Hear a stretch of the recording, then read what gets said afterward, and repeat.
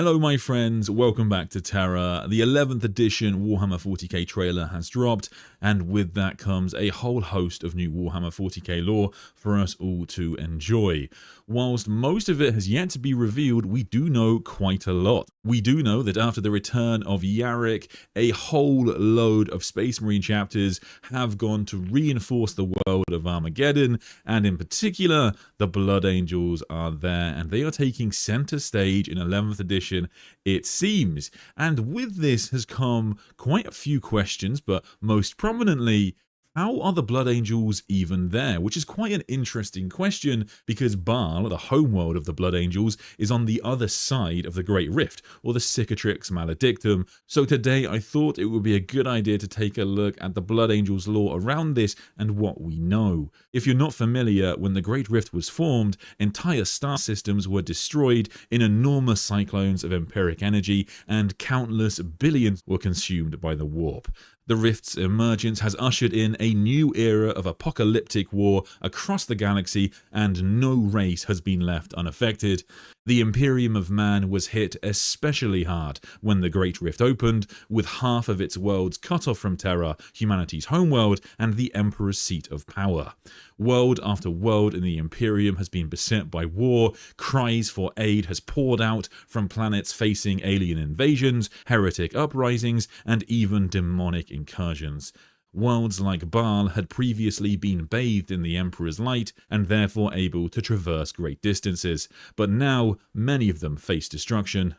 So with the 11th edition trailer, two questions come to mind. One, how are the Blood Angels supposed to traverse such a great distance across the galaxy? And then two, how do they actually get across the Great Rift? There have been books in recent Warhammer 40k lore, like Spear of the Emperor, where we've actually seen chapters try to just kind of go straight through the Great Rift, or at least through parts of it, and as you might imagine, a lot of people die. So let's take a look at these two questions, and if you're a Blood Angels fan, or you have been for a long time, you'll probably have a go-to answer as to how the Blood Angels accomplish anything, and it's probably this guy. Chief Librarian Mephiston of the Blood Angels is famously one of the most kind of broken and overpowered characters in Warhammer 40k lore.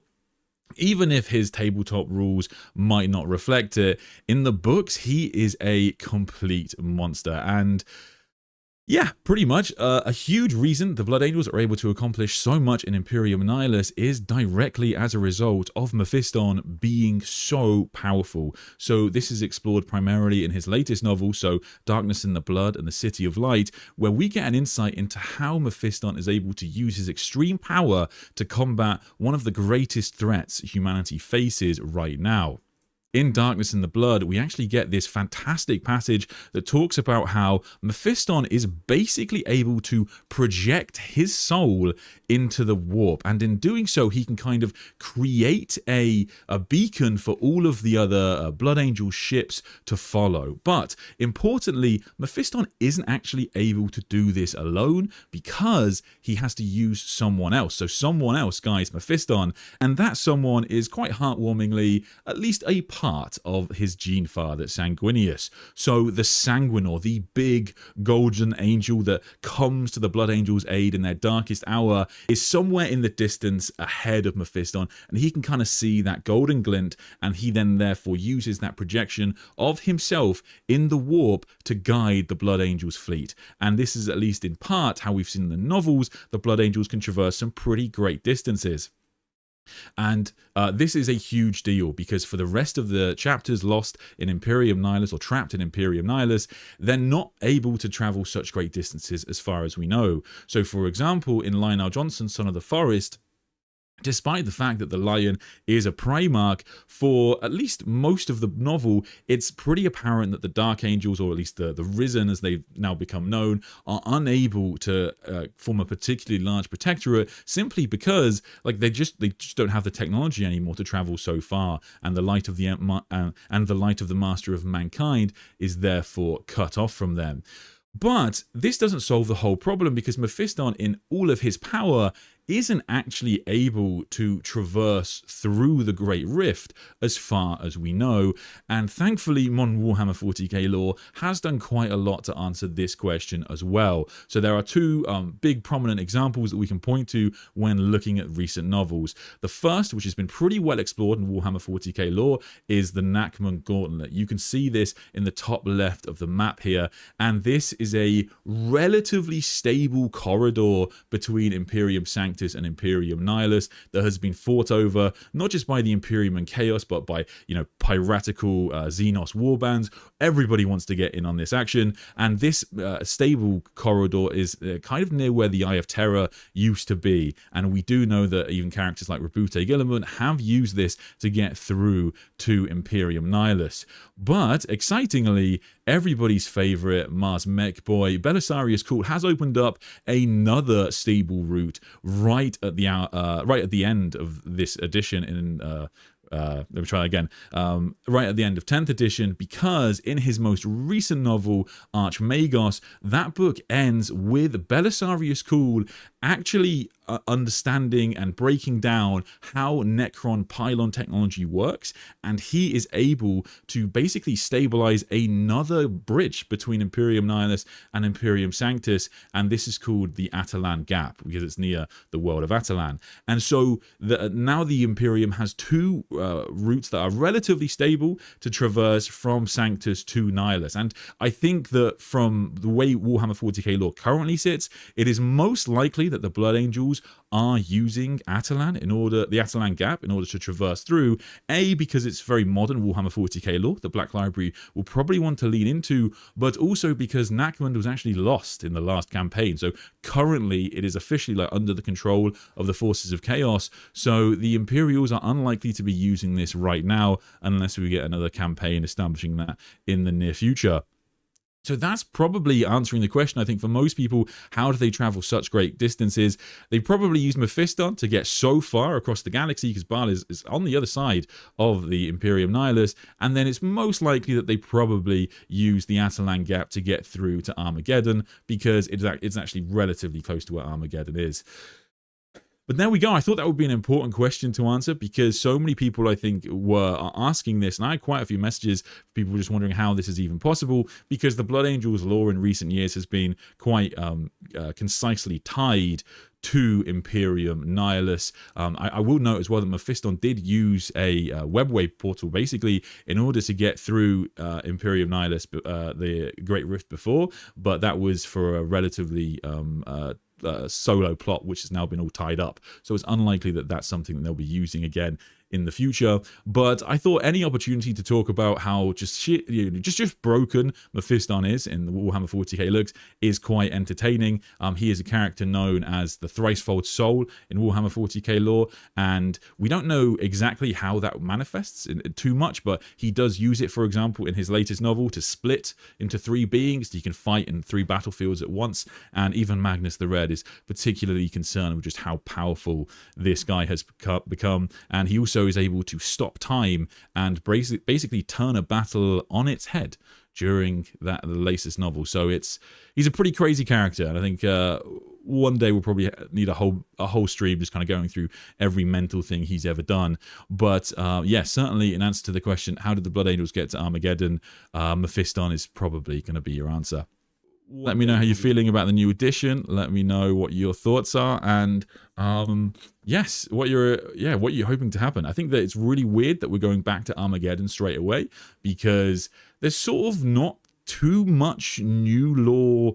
There's sort of not too much lore to redo, really, when it comes to Armageddon. So the Blood Angels have been to Armageddon before. In the Armageddon Codex, we see this, where Dante's arrival at Armageddon is very important, because basically what he does is when he arrives, he kind of unravels the corruption that's going on the planet, and he fires certain people who then bizarrely actually join the Orcs. And so, yeah, Dante kind of brings a lot of calm back to the planet. But having the Blood Angels return along with the Salamanders, who famously were there before, is quite an exciting thing. But weirdly, because we've just had a campaign, where the Grey Knights banished Angron from Armageddon. They did this by using the remaining pieces of his own sword, and then given that Ghazghkull has kind of continued to grow in power, and he's kind of, there's not too much to do with Ghazghkull until you want to make a big play for him to like return to Terra or anything like that.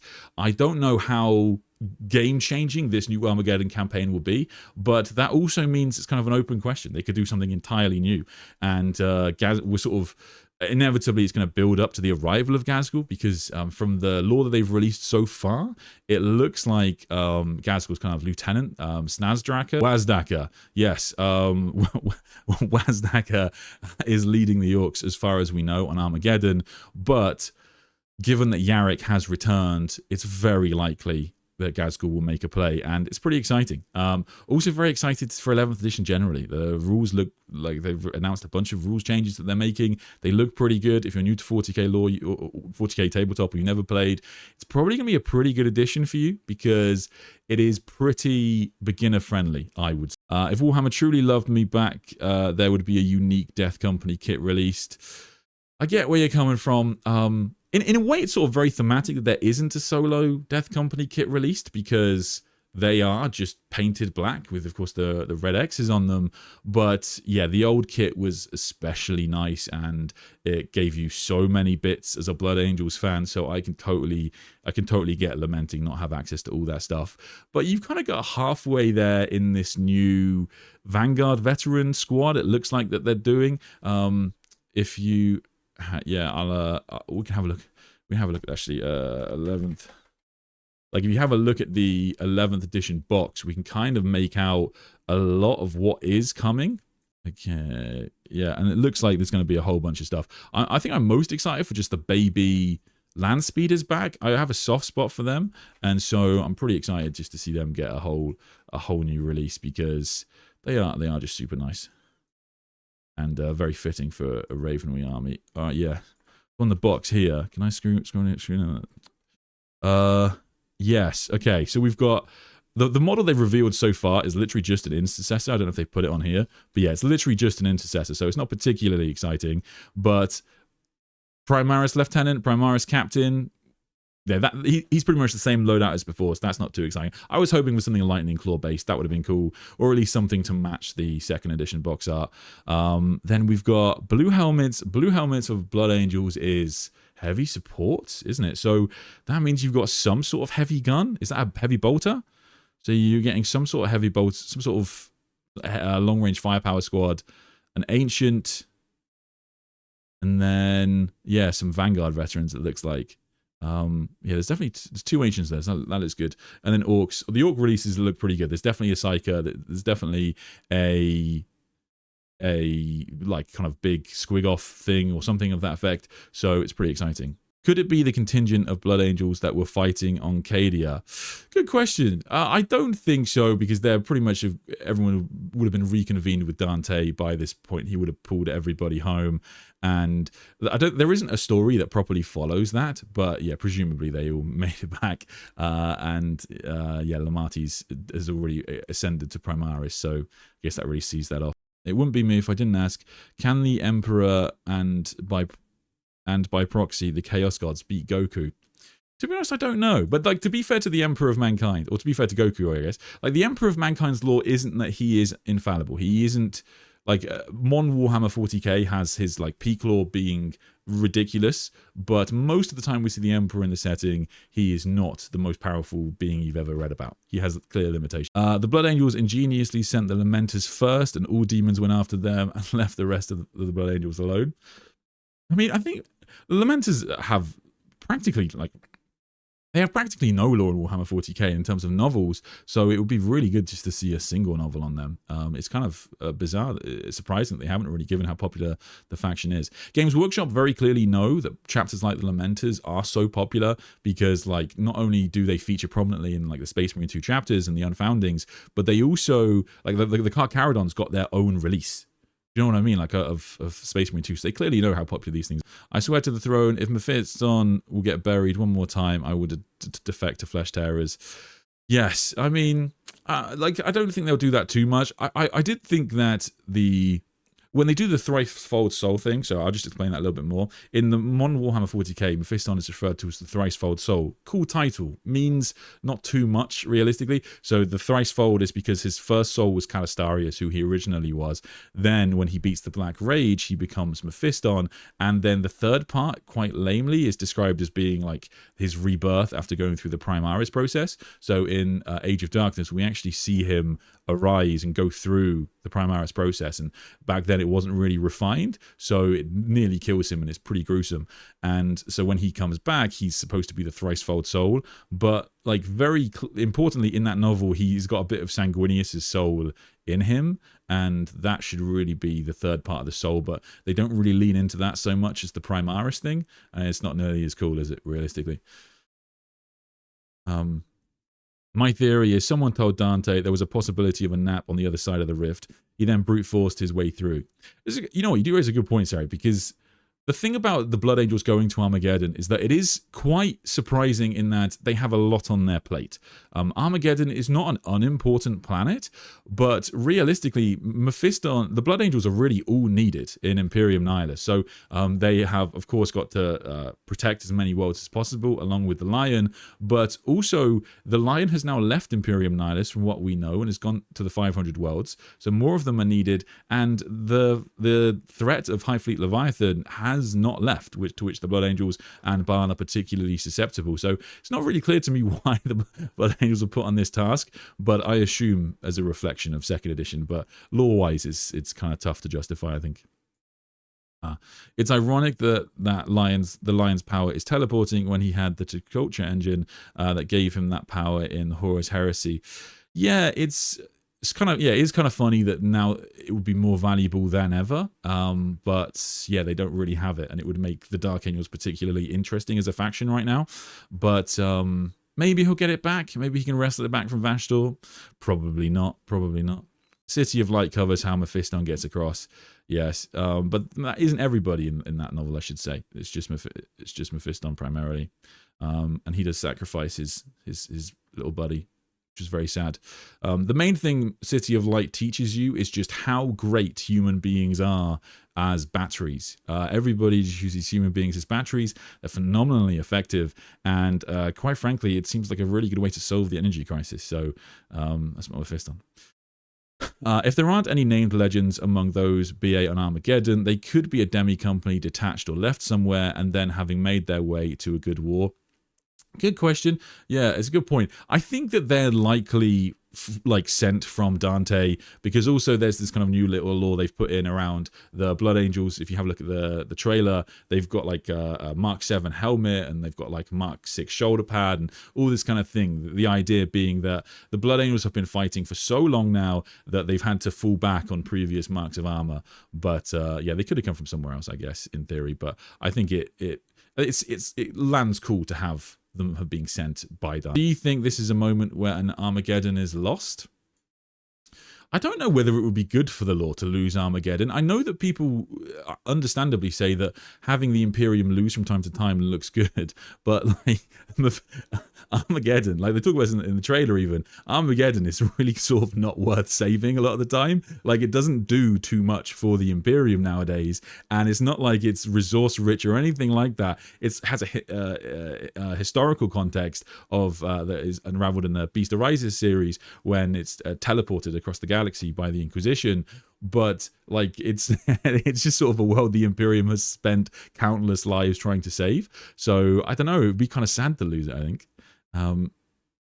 Salmon, who in your opinion are the top 5 most powerful Astarte psychers of all time, ranked preferably? Oh, it's a good question. I mean, the truth is there's so much of 40k history that is not looked into, so we don't really know a lot about it. So in the City of Light with the Blood Angels, there's a staff. It's like the Staff of Andos, something like that. I want to say Staff of Andos. Sorry if I've got that name wrong. And that's like Andos was like an old librarian of the Blood Angels that supposedly was like incredibly powerful. So yeah, we don't know anything really about him. But yeah, there's so much of that 40k history that's missing. So from what we know, in terms of like of all time, of all time, yes, okay. Mephiston is definitely going to be up there. Obviously, Araman is probably going to be number 1. Maybe Iskandar would be up there. He is said to be number 2 after Araman in the Thousand Suns. Typhus is actually a complete monster in the books. He's very, very powerful. And yeah, like even at his peak with all the gifts of Nurgle, he's kind of one of those Space Marines that you could see like being able to put up a fight against a Primarch. So yeah, he's definitely up there. Amongst the rest of them, which Space Marines? It's a really tough one. Like there are some Space Marines that like librarians that do show some incredible abilities. Like Zahariel of the Dark Angels and the Heresy, like he's able to utilize this kind of like Spirit of Caliban device, the Ouroboros, which what he believes is the Spirit of Caliban. So yeah, there's stuff like that. But yeah, he's pretty much outclassed by Mephiston, so I'm tempted to leave it. Tigurius, like I spoke about in a stream before, Tigurius is outright said to be one of the perhaps the most powerful psyker in the Imperium in the old Ultramarines lore, but it's like that kind of old Ultramarines lore that people just kind of ignore because they pretend it isn't real, understandably. And then Alpha Primus, if you can count him, is definitely going to be up there because he is yeah, too powerful for his own body, really. I think I need one more. Who would I do? Yeah, it's tough. There's not really like too many bonkers librarian feats for most. Oh, well, if you include Grey Knights, chat, yeah, you would have to include the Grey Knights. So Drago or Janus maybe would be the two that are probably most powerful, but which, yeah, Drago is completely broken in modern Warhammer 40k lore. But you know, officially the Grey Knights don't really exist. So a battle to build up Ghazghkull arriving would be good. Armageddon should fall. 40k is at its best when big Imperial planets fall. Yeah, I mean, it would be exciting. It seems kind of sad, but yes, it would be an interesting one. If you're not familiar, like Games Workshop, we were talking about this before. Games Workshop, they've reversed it now. But when they released the trailer for Yarick returning, they did so without any Armageddon Steel Legion in the trailer, who are the regiment who are native to Armageddon.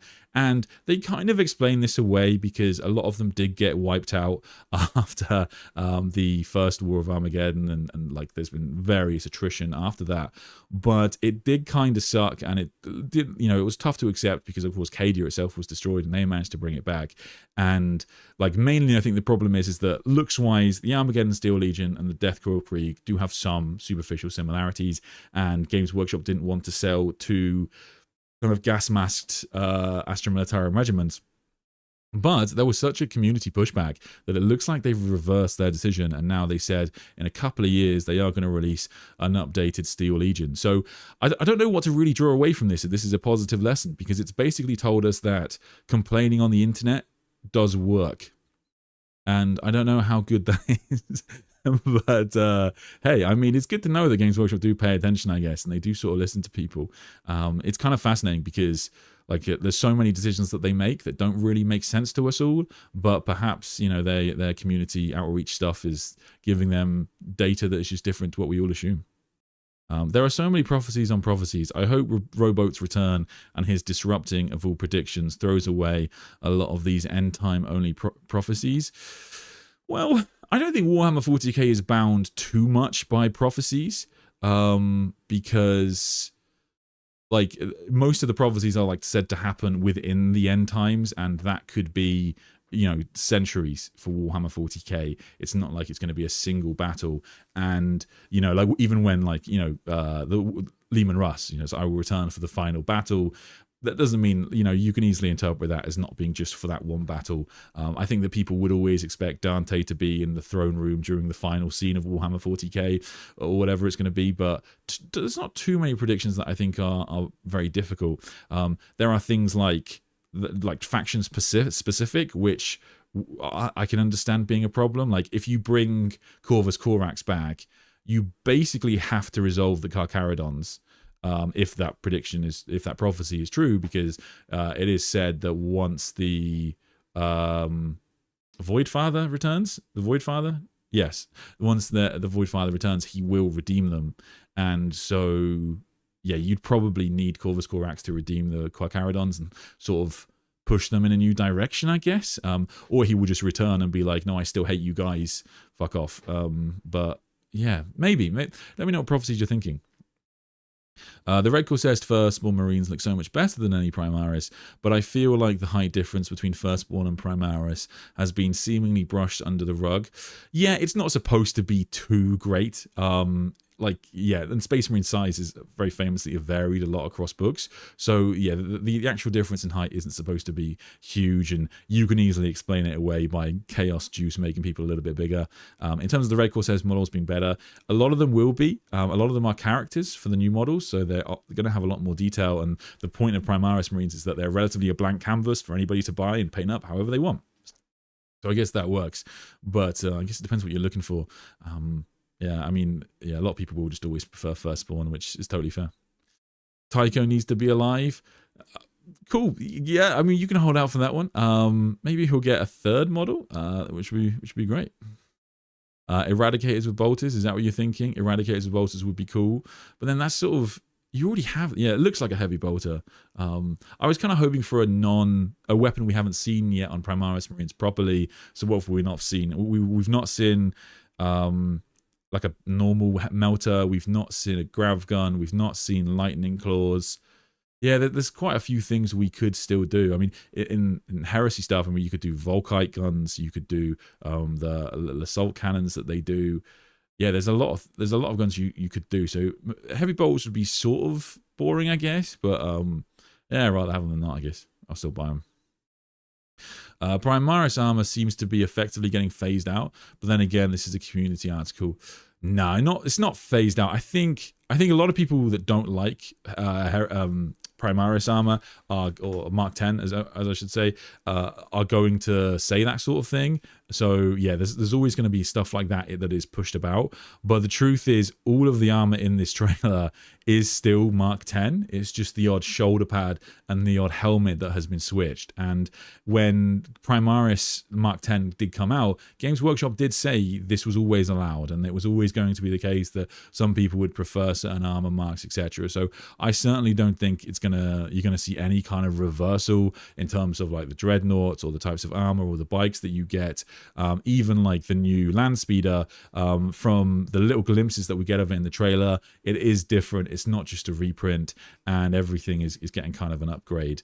I think that like this model is pretty much exactly the same as the Primaris model with a different head. So it's kind of odd for me to see so many people say that this is Games Workshop sort of admitting defeat on Primaris Marines, because this is just a Primaris Marine. He just has a different head. That's all it is, and that's pretty cool. Like, it's nice that you can use their old heads. So if you're not familiar, when Games Workshop made the Primaris range, they did so under the guise that when we looked at old Space Marine sculpts, the heads, the hands, the shoulder pads were pretty much oversized for the look of Space Marines.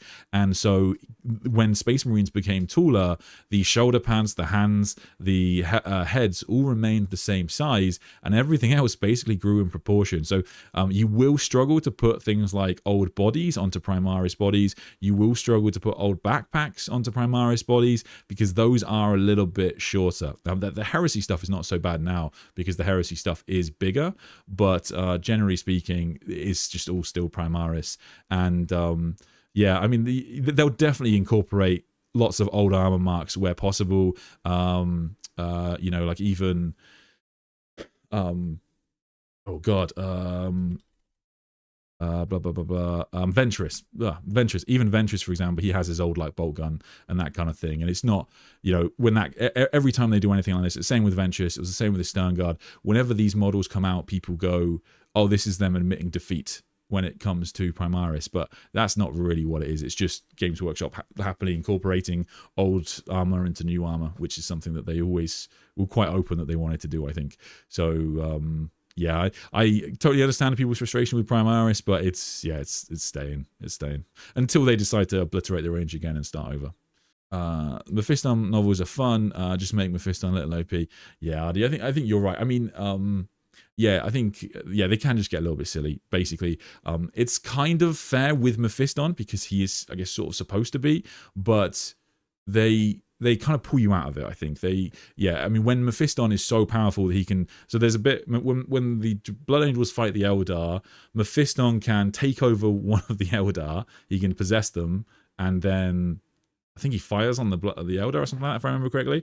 And then later on, he also like stops time, and he causes like brain aneurysms in all of the Eldar, and then repairs his ship by stopping time. So he is nuts. The forces of the Blood Angels fighting at the 13th Black Crusade was under First Captain Carlane, and he has definitely gone home to Baal. He was with Gilliman's relief fleet. That makes sense. One example of the Emperor's limitations is that he can't currently scratch his own bum. Fair enough. Yeah, I mean, nothing wrong with that. After Logan's glow up, I think he deserves it. Logan does look fire in New Warhammer lore. I have to admit that. What's a Blood Angels successor you'd like more lore for? I want Angels and Carmine. Yeah, I mean, I think all of the Blood Angels that appear in Devastation of Baal get, well, not all of them, but most of them get a relatively decent showing, I think. And so, yeah, it was pretty exciting seeing that. Which one is it? It's the Knights of the Blood that go out in a blaze of fire. I think it's them. That was pretty cool because I think all of the Blood Angel successors bar 2 return to Baal. Is that right? Something like that. But yes, most of them get a pretty good showing. I think that the Flesh Terrors definitely need another deep dive because their whole laws, they were kind of going to go out. They will, you know, if you're not familiar, the Blood Angels Firstborn law, back when they were Firstborn, is that their gene seed was degrading at kind of such a high rate, and they were falling to the Black Rage at such a high rate that they were going to all fall to the Black Rage eventually. But before they do so, they intend to kind of live their lives in service to the Emperor. But now that Gilliman's restored them, sort of undoes a lot of that. And so, yeah, that would be a good one.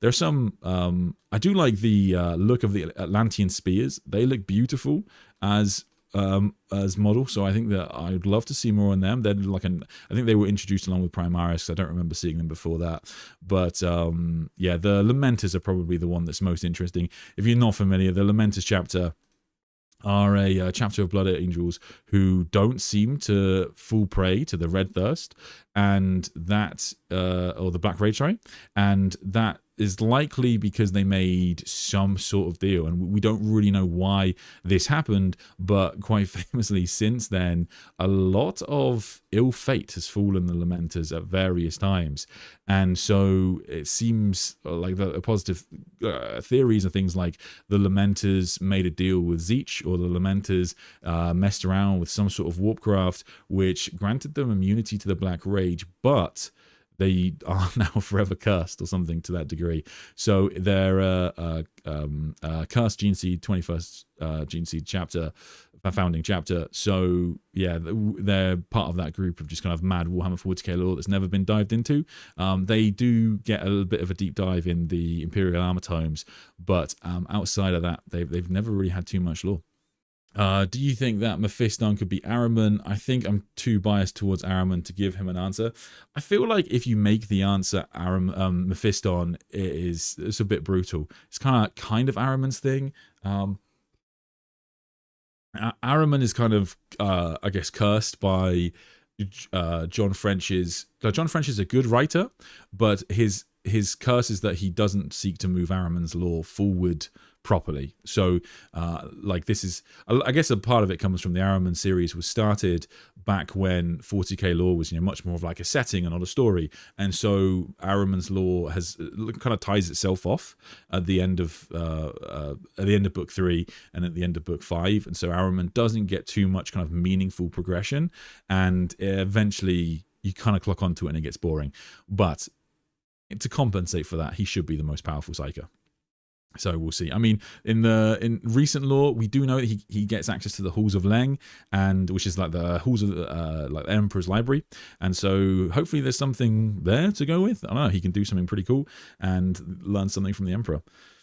He gets distracted, but he'll figure it out. At this point, the Imperium can hold Armageddon partly out of sheer spite, but mostly to keep the Orcs focused on a war zone away from anything more valuable.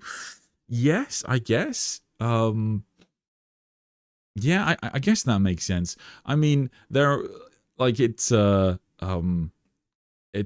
like there are so many like main characters who were focused on Ghazghkull at various points, largely connected to Armageddon. So you have Helbrecht, you have Ragnar, and given that so many people have focused or have plot points based around Ghazghkull, or he's a significant part of their story, Belial of the Dark Angels, like that would suggest that they're all going to like do everything they can to not let Armageddon fall.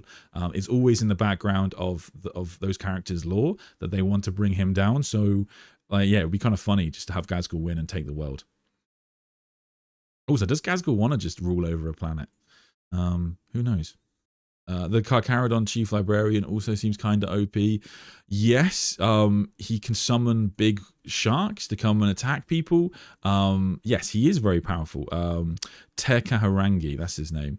And he is pretty monstrous in the lore. So yeah, to be fair, in terms of like psychic accomplishments, he is able to fight against huge quantities of enemies on his own. So that, I guess that is something that you'd put towards him. GW removing the Steel Legion was just like the redesign of Sonic in film. It was great advertising and not the actual plan. I mean, honestly, when people say this sort of thing, I can understand why you think that, but I honestly just don't credit Games Workshop with enough foresight to do this sort of stuff. I think that a lot of people really like Games Workshop say a lot of stuff. Like they say things like, "Oh, we plan the next edition like 10 years in advance," and you're like, "Yeah, maybe bits of it, but like." You know, you don't plan that much, do you guys? You kind of just, a lot of it you're making up as you go along.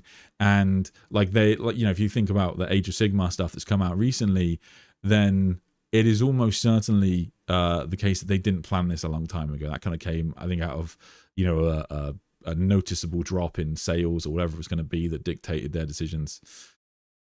I haven't read Death Rider either actually. I think last week people were saying it was good, so I'll check that out. I do want to do something on the Siege of Rax at some point when I get around to it, but yeah, it's yeah, I'll have to check out Death Rider first to see if they follow up on any of the Krieg lore. Is Mephiston allowed on Armageddon, or is he getting trapped in a cave again?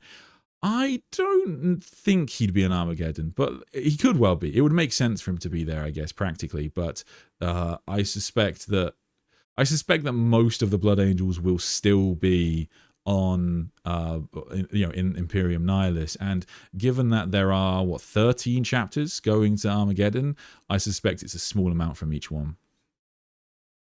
How Arcadia shock troops going to work in 11th? As objectives are now terrain and they get benefit of cover on objectives, do they get double cover? I wouldn't worry about that too much, man. That kind of stuff, that does happen quite often, and it's very common for units to get new rules each edition, or as things like that happen where they get replaced, that kind of thing happens. So for example, like your chapter specific rule, there are a lot of factions where their faction specific rule, like GSC, it changes each edition as the writers try something new. So yeah, I'm sure, I can't tell you they'll get a really good satisfying rule, but yeah, they should get something at the very least. Chief Librarian Mayonnaise super chat, feel like they missed a trick with not doing Sancta as the 11th and gone to the Apnet corner of the galaxy in King of Yellow Return. Wow, that's the first King of Yellow I mentioned this stream. So I don't think, yeah, I mean, I think weirdly it's sort of reversed, I guess. It's kind of, in that, according to Dan Abnett, he's finished the book and the book's ready to go out, but he is waiting for like Games Workshop to okay it and publish it. So I think that it's unlikely that book will be something that leads an edition. If anything, the nature of that book, partly because of it being so powerful and so potent, it will have to resolve itself in the novels, or sorry, significant elements will do. So obviously, if Constantine Valdor was ever to return, that would be a model, and that would be a like part of a campaign at some point. But I think that if you have a look at the King in Yellow's forces, this like massive army that persists within the City of Dust, and he's got this huge quantity of blood angels with wings, they have to die. Like in Warhammer lore, they can't survive. You couldn't have the custodians, it wouldn't be possible to have a custodian army alongside a blood angel with wings contingent or something like that. So they sort of, yeah, whatever purpose the King in Yellow is building them for, it has to tie itself off, because or else it would just look odd. Do you know what I mean? So you kind of, once you've read a lot of 40k, you sort of get a vibe for this kind of thing. Likewise, I would say that a lot of the Starchild stuff, it will have to happen in the novels rather than the tabletop, because you couldn't have like a Starchild model, even if the Starchild was properly to come back. I think that maybe you could have one character or something like that, but it would have to take place in the novels, because it is too complex and there's too many characters for it to be in a campaign. Sometimes what you get is events resolving themselves in novels, and then a brief summary of what happened in the campaign. So like the Lion's book, when the Lion returned, for example, if you haven't read Lionel Johnson, Son of the Forest, but you're a tabletop player, so you bought Arcs of Omen, then you get a brief summary of what has happened since the Lion's come back. And so it would probably be something like that. But yeah, I can understand why you might want that. To be fair, it would be incredible. Basilio Foe in the end and the death is properly evil. Is there much known about his final fate? So he's a prominent. So Christian and I talked about this a few weeks ago, or months ago now, I think, when we were talking about Ashes of the Imperium. So he is still a prominent character in the Scouring. So he's still coming up quite a lot. So it's kind of funny actually to see him get pushed so hard. I thought he might be like Leto and largely disappear from the Scouring for a while, but he is right at the forefront of people trying to start the Inquisition. So you are exactly right. He is one of perhaps maybe the most evil kind of malicious character in 40k or 30k, but he is directly pushing for the creation of the Inquisition, and we can only assume and guess at why he's doing that. We know that he will go on to kind of found these, as Zaranchek Xanthus, these radical parts of the Inquisition. But yeah, what his overall aim is, who knows? And so it's a bit crazy. So yeah, they've clearly got something massive planned for the character.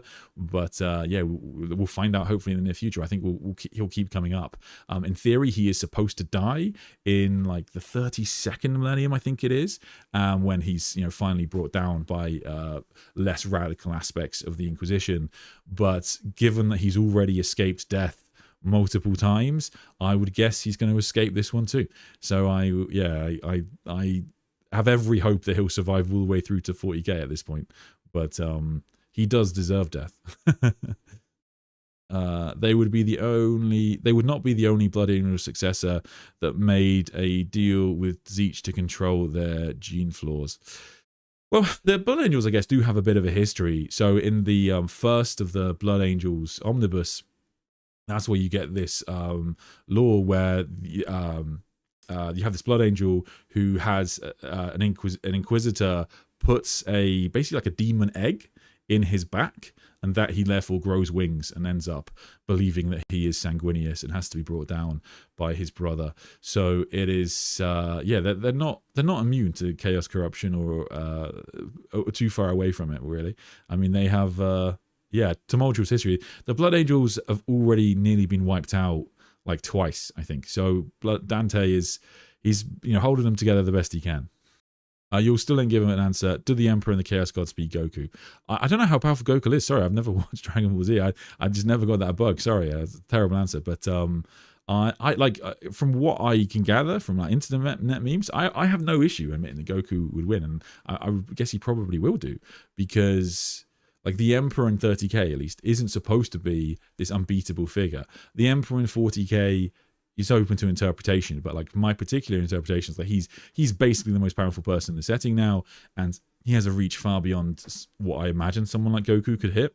But we'll see. Araman is eternally doomed to run in circles, growing ever stronger, yet forever unable to undo the rubric. Yes, very sadly. Pretty brutal part of his existence, but you can't really get rid of rubric marines in Warhammer lore, I'm afraid. So Araman, you're stuck. To be honest, Sanguinius had the ability to manipulate fate based on his predictions, so taxicabs, the Lamenters, could have hidden gene seed flaws that make them go to the worst timeline.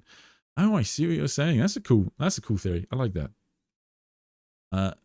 They can explain away the mixing of armor types by saying they had a lot of unused older armor lying around since the devastation. I mean, like, yes, I guess. I think that is pretty much what they've said. But, like, I guess I'm just sort of trying to soften that mentality a little bit, because I totally respect anybody's hatred of Primaris Marines. Totally up to you. But I don't think they're going to like bring back your Firstborn anytime soon. I'm sorry. That most of it you can like proxy. Oh, that's not even most of it. It's going to be difficult. A lot of it you can proxy relatively easily. But I don't think they're going to like bring back box dreads and start selling them. I think that, you know, they might even legend some of the more old Primaris stuff. Like, wouldn't surprise me to see aggressors go. They're kind of largely redundant in modern Warhammer lore.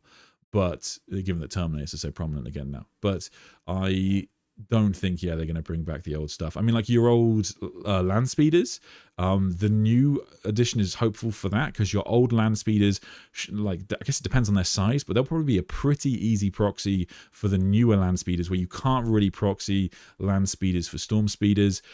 Things like your Firstborn tanks, you could use them in Heresy easily, and if you're playing with friends, you can just proxy them as gladiators, or you can use Legends rules. That's also absolutely fine. But I don't think Games Workshop is going to like revert back to them or anything like that.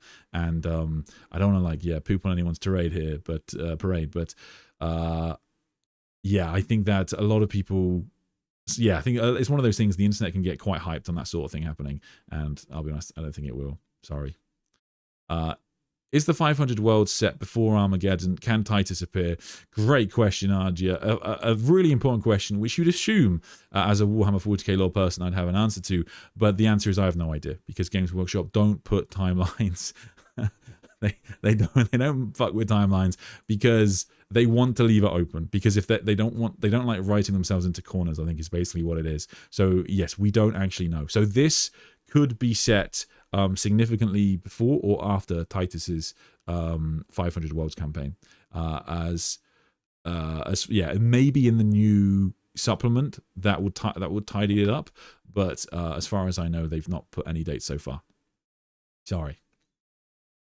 They typically, you'll notice this if you read a lot of modern Warhammer 40k lore, they don't like to put dates on things, because it's harder, it's more embarrassing to retcon. It's the Orc homeworld, that's why Gaz wants it. Yes, I mean, that's basically it's a plot point in The Beast Arises. Not as prominent as you might suspect, but yes, it used to be the world of Ulanor, which is where the Orcs originally was their homeworld, and so the Inquisition actually teleports it across the galaxy in Beast Arises. In the Beast Arises series, it's described how the whole planet opened up to swallow invaders. Do you think that will be revisited? Ooh. Good question. I mean, that could be a really good way for them to push that lore forward, because, like, as exciting as a Ghazghkull return is, it's not particularly shocking. Whereas, like, I don't know about you guys, I always feel like the threat of Angron manifesting properly on Armageddon is such a powerful thing in the lore, but that's been pushed to the side. So yeah, who knows? I mean, Armageddon is one of those things, is one of those worlds where there's maps of Armageddon's terrain and what exists around, like, Hades Hive and that sort of thing. And they have all this kind of crazy lore for, like, swamps and where the Orcs go for their races and all this sort of crazy stuff. So there is a lot of nuts warp stuff going on Armageddon that they could pull off something like that easily. Sandy, where do you sit on the theory that the likes of Dante Yarrick are being kept alive in part or wholly by the orcs' belief that they can't die? It's one of those things where it's like a lot of Warhammer 40k meme lore. It has like a kernel of truth. It is true to say that there is orc lore based around the idea that the orc consciousness genuinely, or collective consciousness, if they all believe, or lots of them believe the same things, that has a reflection in the warp which can affect reality. And humanity can do that too, to some degree, right? That's kind of what faith is. But it's delved to more explicitly in orc novels. And so, in a way, that's true. As to whether that's what keeps Yarrick alive, I don't think so.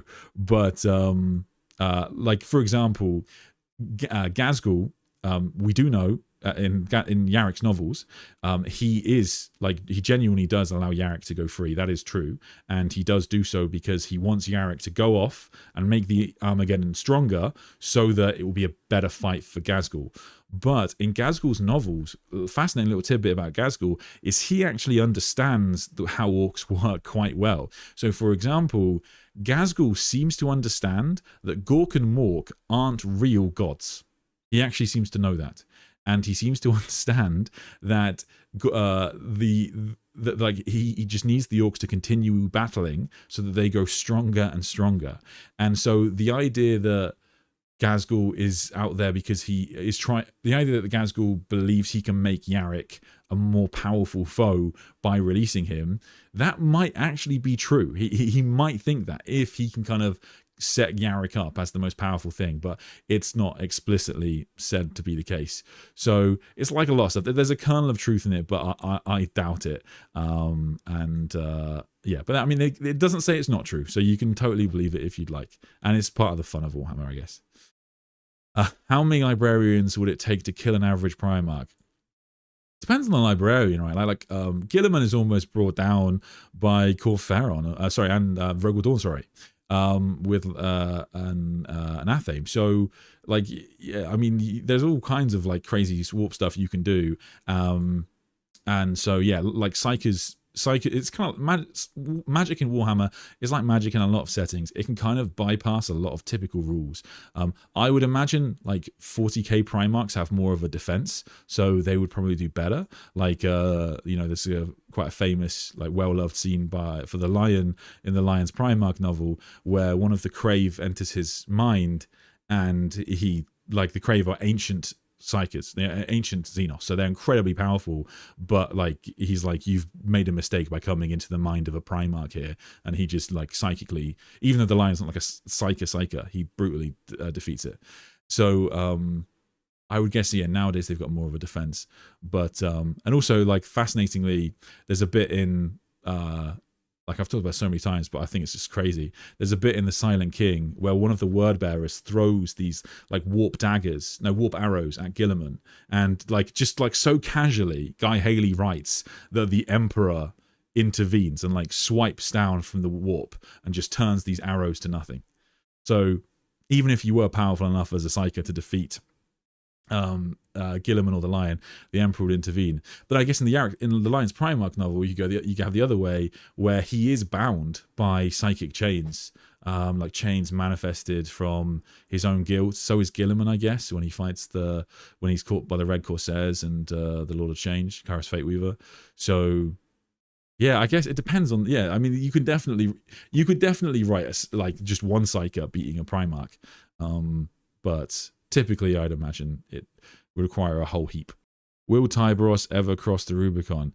Yeah, we can pretty much assume he has crossed the Rubicon now. So we know that the reinforcements and like Belisarius' cool servants have made it to the Outer Rim and have reinforced the Carcharodons. Tyberos's crossing isn't specifically mentioned, but we would assume it's the case. The Carcharodons actually wouldn't mind taking the Primaris reinforcements because they're all about taking whatever they can, so it's not a problem for them. Well, thank you so much. Ijanda and Coda made this joke, and I can't get it out of my head. Is Cypher just a Metal Gear Solid reference? I would guess not, because I haven't played Metal Gear Solid, sorry, but I would guess not. How old is Metal Gear Solid? Because Cypher is pretty old. You're talking early 2000s, I would guess, the first model. I don't think I was into Warhammer at the time that model came out. First Cypher model release date. See if Google can help. It says 1999. So maybe. Well, there's a slim corridor for you there. But I'll be honest, I don't actually know. I don't know Metal Gear Solid. Do you think the Khan will return? Yes, I do. So I've actually done a whole stream on the Khan, and when I think he will return. It's quite a while ago, but he's my Primarch for who I think will next return. I think that to sum up what I go through in the video or the stream, basically what I think is that in terms of which Primarch is next to return, there's a very obvious argument you can make in terms of what financially Games Workshop will probably do, which is why I can't argue with you if you say Leman Russ. Of course, there's an argument it would be him. But when it comes to Jagatai Khan, the lore around his disappearance is in a much more stable place, I would say, than every other disappeared Primarch. His lore has been written and rewritten around his disappearance, both in the White Scars supplement, which was in 8th edition, which is relatively recent for 40k, and in the first founding book as well. So where his disappearance is pretty well documented what happened, all of the other loyalist Primarchs that have disappeared, we don't really know why. Leman Russ, no idea why he would have disappeared. Vulcan, no idea why he would have made a treasure hunt. Rogel Dawn, I mean, we don't really know much at all about these Black Crusades, and we don't really understand why he'd want to leave, why he chose then to abandon his sons. And Corvus Corax, although we have the lore of him fighting Lorgar, it said then he just went off and did his own thing. We don't really know why he did that. But Jagatai Khan, we have lore around his disappearance. We know pretty much how it happened, and there's even suggestions as to why it happened in addition to that. So I would imagine, and also in terms of the White Scars lore, the White Scars 5th Company, which is what the book The Last Hunt is about, The Last Hunt, or the book The Last Hunt is about, that ends with a Yandin Farseer basically aiding the White Scars in their hunt for Jagatai Khan. So their lore is, Jagatai Khan's lore is pretty much set up for him to return, and I would say it's in a much better place. But the argument of, but Leman Russ would make more money, it's a very solid argument, and I can't argue too much against it. I was happy to see Blood Angels over Ultramarines in 11th trailer, but then I remembered that Blood Angels have just the same amount of successor chapters as Ultramarines do. Ooh, I don't even know if it's going to be the same number. So like in the Space Marine Codex, it says that there are like over 50% of the Space Marines in the Imperium are Ultramarines, which is why, for example, Huron Blackheart, the leader of the Red Corsairs Warband, previous chapter master of the Astral Claws, he ponders on who his gene father might be, and he says it's probably Guilliman, because most people are sons of Guilliman. So maybe in terms of like number of chapters, but I would guess, yeah, I would assume there's more Ultramarines, because that's pretty modern lore to say there's more Ultramarines than others. It's partly to do with just how stable the gene seed is, etc. Will we see more examples of Null stopping the Black Rage? Is that why Sisters of Silence were ousted with the Wolves during the Horus Heresy, to mitigate their flaw if it worked against the Curse of the Wolf in 2? That's not why they were sent. They were sent because they were fighting against the Thousand Sons, who are dabbling with warcraft quite extensively. So as to whether it can prevent the Curse of the Wolfen or the Black Rage, maybe it would have a limiting factor. There is a psychic element to it, but I can't imagine that would be a future plot line of seeing them working together to reduce it. I mean, the Blood Angels are largely resigned to the fact that they're all going to fall to the Black Rage eventually. It's kind of their noble aspect of them, is that they seek to do as many noble things as possible because it makes the Sanguinor stronger as they do them, but also it buys them, the more noble they are, the more it buys them time. Do you think any of the characters for the Dawn of Fire series will come back, like Kesh? God, I hope so. Yeah, really good. Yeah, I really hope so, because Kesh and Yang were really good characters who were going somewhere. I was very fine with the Hand of Abaddon all dying.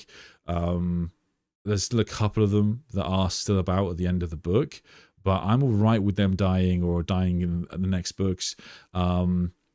The Red Corsair, oh god, what's his name? Sorry, chat. Yeah, anyway, when Hand of Abaddon ends, it ends on him, doesn't it? If I remember correctly, the last chapter, because it's saying that it's saying that he wants to get the sword back, basically, because what's his name? Herek. That's his name. Herek the Heretic. Should have remembered that. Yes, Herek. Yeah, so basically, to summarize the Dawn of Fire, Hand of Abaddon plotline, Grey or Herek in the Dawn of Fire series, towards the end, he takes these shards, these anathema shards, and they're put within him, and he travels across this, the warp and all kinds of crazy spaces, and he makes his way to a Vashtor Forge Lord, Hellforge. Yeah, Hellforge, anyway. And he makes his way there, and the shards are extracted from him and reformed into the anathema. And the anathema is then, like, it's hinted that it's improved upon because the jewel of the Ring of Bucharis, it's sort of implied, is put into the anathema. And the reason you would do that is so that this is a weapon that can therefore pierce the Aegis of the Emperor. However, that sword is then stolen from him by a new Chaos character called Yang of Cathalamor, who's like a very, very powerful Chaos sorcerer. And she takes that sword, and she has just absorbed like the heart of a Blackstone fortress, and she's been chosen by the Chaos gods. So she's people always use the phrase Chaos Saint to describe everybody, but I actually think she might be a Chaos Saint. I think that might be the purpose, because she also sits as like the anti to the Imperial Saint, who is Kesh, who was created in the book as well, who's a Mordian in the Mordian Guard, and she ascends to sainthood too. So I think that, yeah, that plotline was really cool. Like, you had these two, new Imperial Saint, and she's really interesting. She's got like she's not like a classic look. She's got like shadowy wings, and she's from the Mordian Iron Guard, which are a particularly kind of grimdark and brutal regiment within the Imperium. And you've got that's Kesh, and you opposite her is this kind of new Chaos Saint with this weapon that's implied to basically be able to kill the Emperor, or at the very least can kill a Primarch, because it's already killed a Primarch. So, yeah, that plotline I thought was awesome. And I thought that was Nick Kime at some of his best. But as with a lot of Nick Kime, it's not written great. And yeah, it's like for example, when you like that book, as exciting as that plotline is, like the writing style is very strange. So when he writes the journey of Herek, he's not very clear on what's happening. And when, like, that's a problem for 40k. So, for example, when Dad Abnett writes The End and the Death, there's so much going on, he has to spell it out exactly what's happening, because or else you'll get confused. And the story of the Horus Heresy is much more complicated than the Hand of Abaddon story. And yet when Nick Kime writes his novels, he doesn't say exactly what's happening, and he doesn't explain what the purpose is of this journey and what they intend to do. And you get very confused. And I remember, if you've paid attention to like Warhammer community, you'll have seen this new Ultramarines character, and this Ultramarines character is this new captain, and he is fighting against the Hand of Abaddon, but he doesn't really know it.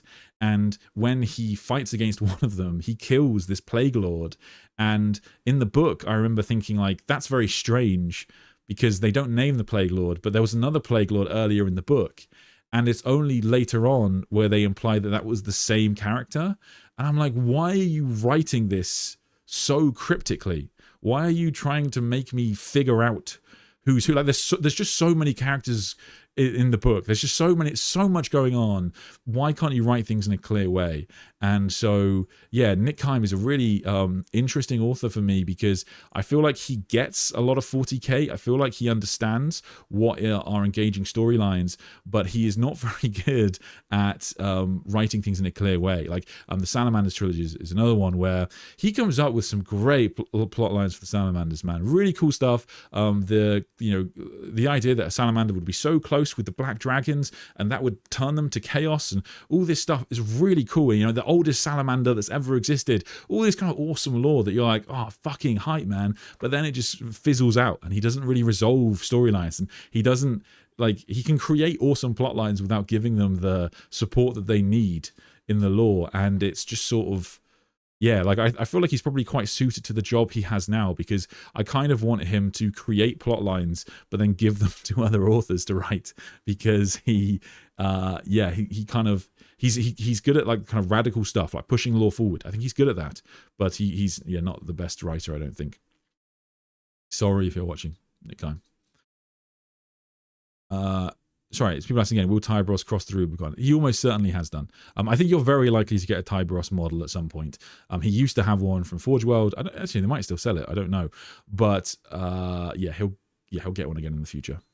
Yarrick died, but the Orcs believe he can't die, so Yarrick got better. Maybe. I mean, I will say that they will explain, apparently, how Yarrick came back in the future. And maybe he did die, because in the Imperial Guard codex, we had a picture of his skull, so he looked pretty dead. Setting aside the grimdark Warhammer setting and GW profit margins, do you think the Imperium will ever be as dominant and long-lasting as the Eldari Empire should the Emperor come back? I mean, yeah, I guess there's two ways of looking at it. So the first is that, like, when you read Master of Mankind sort of ends with this realization that now humanity is screwed. Now the Imperium is screwed, because the Emperor's words when he closes the Webway Gate basically imply that there's no way to save humanity now. And the reason he thinks that, that's where you get the quote, the rage against the dying of the light comes up in Warhammer. And although I think it comes from somewhere else first, but that basically comes from the idea that the Emperor's Webway project was vital to saving the Imperium, saving humanity, because without it, in the future, once various threats like the Tyranids or the Necrons start attacking humanity, you need to be able to traverse the warp quickly and safely in order for humanity to coordinate a response. Because the Tyranids and the Necrons, once the Tyranids properly arrive, once the Necrons properly awaken, they are so powerful compared to humanity, we don't stand a chance. So that's basically where the idea comes from, and that's putting aside the fact that at the end of the day, Chaos will probably win, because they're the ultimate arch enemy. So yeah, so that's the first way of looking at it, which is very popular. The argument that I've made before is that there's just so many unknowns. So the exact power level of the Emperor is such a question. We just don't know where he falls. So for example, in Dark Imperium, where he burns the Guardian of Nurgle, what does that mean for the Imperium of Man? So the Emperor is able to burn the Garden of Nurgle, and when Guilliman, with the power of the Emperor, threatens Nurgle, he's not doing it as a joke. He genuinely believes he can kill Nurgle. So why does the Emperor think this? What does he seem to know? And he will definitely, the Emperor today would definitely know, as the Star Child, a lot more than he knew when he was a mortal man. And so yeah, has the Emperor learned something that can change the tide? What happens once the hive mind reaches Terra? Can the Emperor fight back? We don't know. It's a big question. If you say no, you're very justified. But on the other hand, it's sort of yeah, it's a big question that maybe the Emperor's psychic power is just too much. Moran Jim, member for 3 months. Thank you so much. From Astarte, Foe Bale Cool, who is Bile. From Astarte, Foe, Bile, and Cool, who is the geneticist? Got ya. I would guess that Urda is probably above Astarte. yeah, it's not really compared, but like her gift is specifically genetics. So whereas the Emperor, of course, has a lot of talent, she says that her thing is just genetics. And so she was probably pretty crucial to the Primarchs, and the Primarchs, I would imagine, are more complicated than Space Marines. So that's why I'd assume she's more powerful. Compare Foe, Bio, Cool. That's a good question. That's a really good question. I would say I want to go with Foe now, because after the end and the death, like the big plot line he goes through, he learns from Malcador's notes, and he actually ends up learning a lot about how the warp works, etc.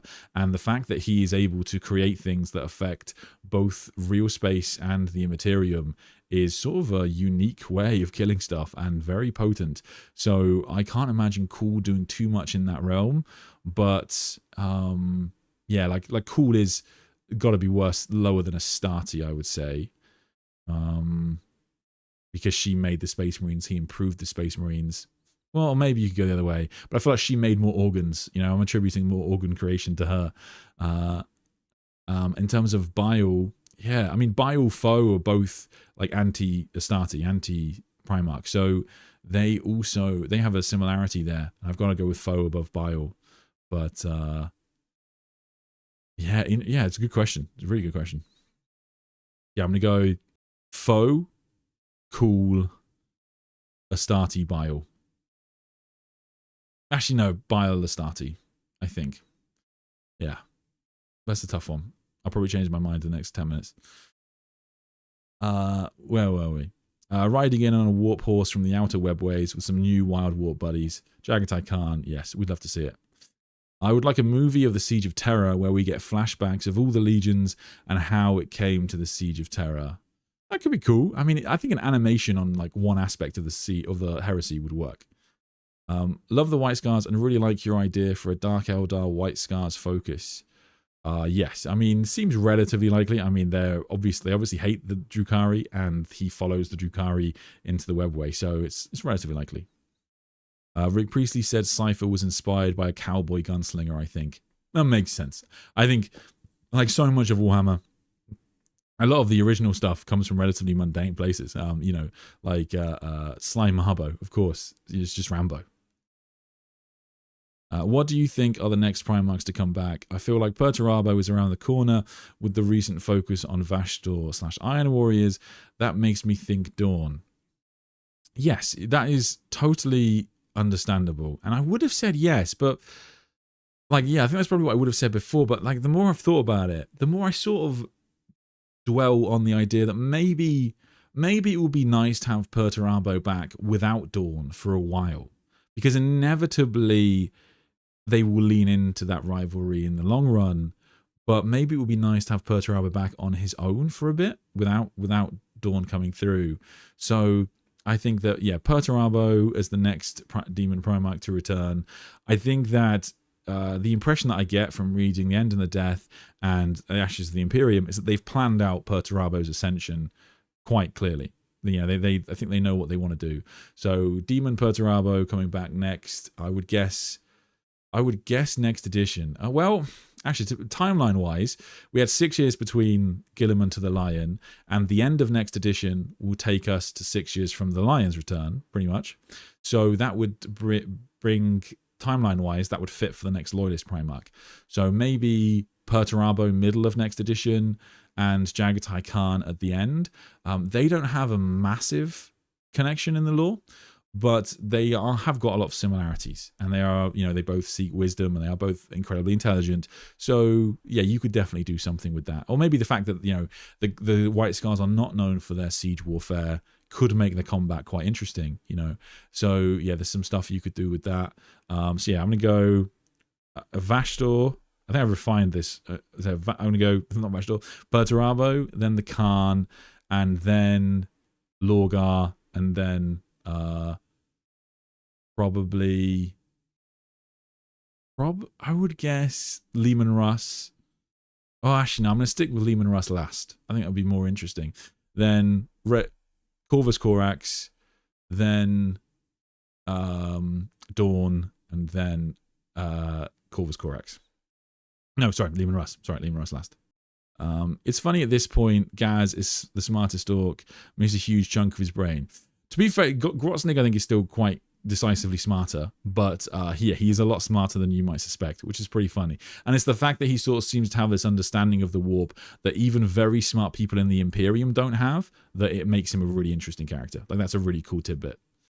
The Khan is the Emperor's chosen successor, the fighty prince who doesn't want to rule. It returns enlightened and in complete focus, having conquered his ADHD. I don't know if he would be the chosen successor. I think that like Dawn is the only other person that is set to return that I could see him being an actual challenger for like Lord Commander of the Imperium. But I still think it'd be relatively easy to give Dawn a purpose. And I don't think anybody's going to supplant Guilliman in that respect. But most of the Primarchs are probably just going to be off doing their own thing. I think that's, yeah, pretty much what's going to happen. And yeah, it's going to get crazy. As more and more Primarchs come back, because like the Lion has been quiet for so long now in the lore, and that's been annoying for us, but it sort of makes sense for the setting in the fact that the Primarchs are such force magnifiers that they can kind of throw everything out of whack. So once all the Loyalist Primarchs return, and given that the Chaos Primarchs are limited in the degree to which they can impact the setting, it's going to get a bit wacky. Random thought. Are there more Ultramarine and Successor Chaos Marines now, by extension from half of the chapters being Ultramarine Successors? Oh, Ultramarine Chaos Marines. I don't know, but it is an interesting thought that technically, like the second most powerful Chaos Lord in the Imperium is an Ultramarine. That's quite a thought, like as in likely an Ultramarine, I should say. And yeah, it seems pretty... Yeah, it makes a lot of sense. And given, of course, that Guilliman has denied the ability for Belisarius Cawl to make successors out of traitor Gene Seed, given the Dark Angel's deep shame over some of them turning traitorous, at the same time, you know, one of Guilliman's sons has caused such devastation to the galaxy, and it's, yeah, we don't really know. Is the Last Duel protocol of the Fists just a Fist exclusive? I know the Dark Angels have something similar, and the Ultramarines gather successes in times of need. So do the Blood Angels. Yeah, you're kind of right. Like, in a way, it's not that special. Yeah, I mean, it sounds cool, and it is cool when it happens in the Beast Riser series. But, yeah, it is basically just all the successes gathering, and pretty much everyone has that. Even when it's not explicitly said, you just sort of assume it. When Lemanus returns finally from the warp, he needs to master being a psyker and missing his left eye, not only as a mirror to Magnus the Red, but also, as you know, spear, missing eye, magic like Odin. Yeah, I think that sounds good. Penitent shows Beta Bequin turning off her limiter cuff to bring the winged Blood Angel out of his frenzy. He even says to her, "You take it away, the thirst, the rage, and the thirst." That is a very good point, Will. Yes, very good point. I should have mentioned that. The Khan is just having a midlife crisis and cruising around on his bike. To be fair, he always liked bikes, so I don't know where you go from there. Maybe he'll get really into like cycling and he'll return in just full spandex. What is Grammaticus getting stuck in Neolithic Earth while making the time path and ends up raising the Emperor with a knowledge of the future, like in Terminator, giving Biggie checkpoints until the throne room? I suspect he's just like, I don't think we're going to see Grammaticus again. I think the lore, the way they leave it, or Dabnet leads it, is that he's going to die on this journey, and yeah, it does say it will take him probably the rest of his life. So it's not impossible that we see him again, but I think that, yeah, the lore kind of ties itself off there. I was going to say it ties itself off nicely, but the whole perpetual plotline was so fucking mental. Interestingly, there is an end times in Warhammer Fantasy. How will the end times look like in Warhammer 40k? It's a good question. So the problem with answering that question is that the reason the end times in Warhammer Fantasy was so rushed and was so hated was because Games Workshop were pushed into it, or felt pushed into it, for financial reasons. Like, and no one would pretend that they did it for any other reason. Likewise, this Age of Sigmar decision that they've made to do this kind of like soft lore reboot is a financial decision almost certainly. It's not a decision because they honestly think it will help the lore or whatever. Well, they think it will help the lore in terms of they'll make more money, but it's financial. So for Warhammer 40k to get an end times would come from a financial decision. So people always say, like, you know, there'll never be an end times of Warhammer, or the story will never end. But, you know, all it would take for that to happen, or to change that, would be for everybody to stop buying Warhammer. And when that happens, Games Workshop will go, oh crap, we're losing a lot of money. And then they go, okay, why is Warhammer so unpopular? And maybe they would come to the conclusion, as they did with fantasy, that there were certain aspects of it that weren't popular or could be improved upon. And so they might end the setting. And then, yeah, maybe it would, 10,000 years would pass, and maybe they would keep certain aspects of Warhammer. Like maybe they'd keep the Emperor, but maybe as a god, or maybe they would remove some Xenos races, add others. You know, there's a lot of things that would lead to it. So it's tough to say what it would look like, because it would inevitably be rushed, because it would come from a period of their stock price falling through the floor and them panicking and doing something crazy to make up that shortfall, so their shareholders don't get too angry at them. But what it should look like, I guess, is there's certain aspects that we would inevitably want. The showdown will always come between the Imperium and Chaos, because the Chaos are the arch enemy and set up to be the ultimate. And yeah, you would inevitably want Abaddon the Despoiler making his way towards the throne room to fight against the Emperor. He will have to fight against Dante, because Dante is prophesized, allegedly, to be the golden warrior that stands before the Emperor. And so, yeah, he would presumably fight Abaddon. Abaddon would kill him, and then Abaddon will go on to fight the Emperor. But you would, in the meantime, need to remove the Necron and Tyranid threats, because they're very, very powerful. And there's so many ways that could happen. They could cancel each other out. It's not impossible that that the Necrons could maybe ally with humanity and use some sort of technology to defeat the Tyranids. And the Necrons also hate chaos. So seeing the Necrons in the end times, if it looks like the Tyranids or chaos are about to win, seeing the Necrons ally with humanity, the Silent King maybe not, but Imhotep perhaps, or, you know, someone else perhaps. So there is you'd probably need some mad thing like that to happen. And yeah, inevitably it results in the Siege of Terra 2.0, where Abaddon will ultimately claim victory. But yeah, like I say, it would probably be incredibly rubbish and rushed, because the nature of it being required would yeah, force them to rush it. RJS, hey bud, thanks for the super chat. The Star Child must have noticed Biggie's blindingly bright lighthouse in the warp, so it makes me wonder why he hasn't gone to merge with him. Maybe they talked and decided to just stay friends. So it's a great question, and Malkador himself basically ponders something similar, where when he sees the Star Child's creation in the Siege of Terra, he does say that perhaps there's a future in which these two can be merged. And, you know, tying it back to what the end times would be, I think the future of Warhammer 40k, as I see it, is in terms of like the top level plot lines, like not minor things, but like obviously you'd have to close the Great Rift and have the worlds of humanity be united again. And then when the final threats of the Tyranids and the Necrons rise up, you would have all of the Primarchs back at that point. The Star Child would come back and make itself known and develop a massive following. And then ultimately the Star Child will somehow have to sacrifice itself, do a ritual, do something to unify itself with the Emperor on the Golden Throne. And so it is that the Emperor of Mankind is made whole once again. And then somehow the Emperor can leave the Golden Throne. I mean, even just combining the Star Child with the Emperor may be enough to allow the Emperor to leave the Golden Throne, because the Star Child in 40k is so much more powerful than the Emperor in 30k. So perhaps just that combination of having a, you know, if the Star Child were combined with the Emperor, you'd have just a complete god in human form. So yeah, he'd be broken, completely mental. So it can only happen in an end time scenario. But yeah, my guess is that we obviously have, like, you know, another 10 years or so of Primarchs returning, and then we'll have the Star Child return.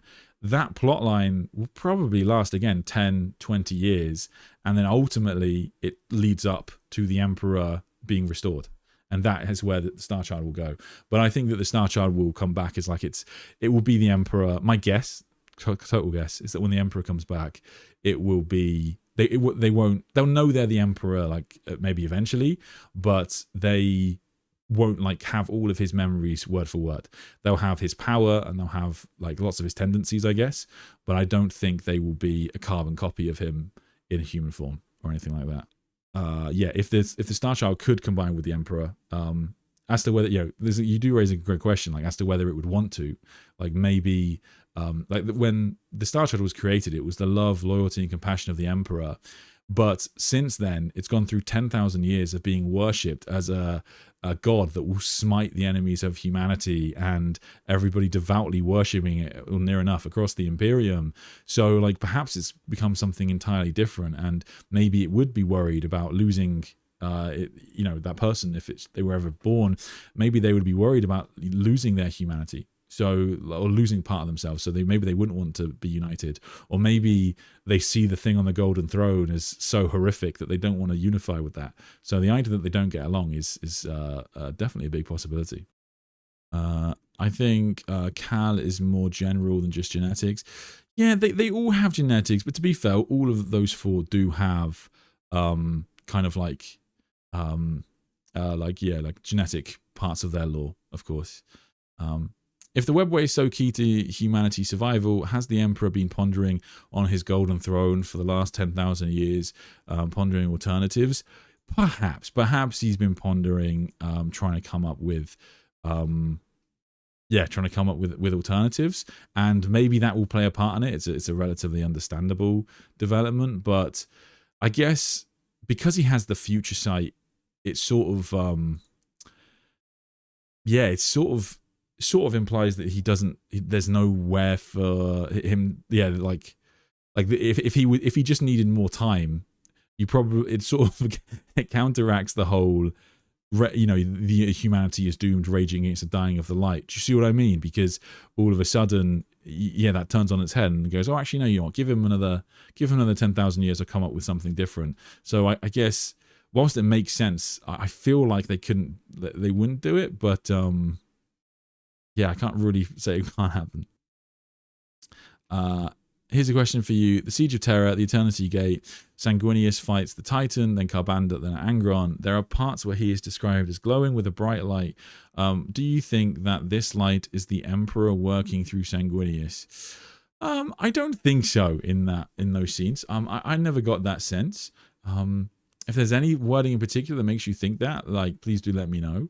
But yeah, I've always thought of him as fighting on his own. Like, for example, in terms of like the Emperor empowering people, we know he empowers Loken in the End of the Death Volume 3, because, you know, Dan Abnett says it specifically, and yeah, it makes Loken more powerful, and he's able to kill more word bearers and all this kinds of stuff. And then he's always being empowered a little bit by Malcador, I guess, is sort of the implication.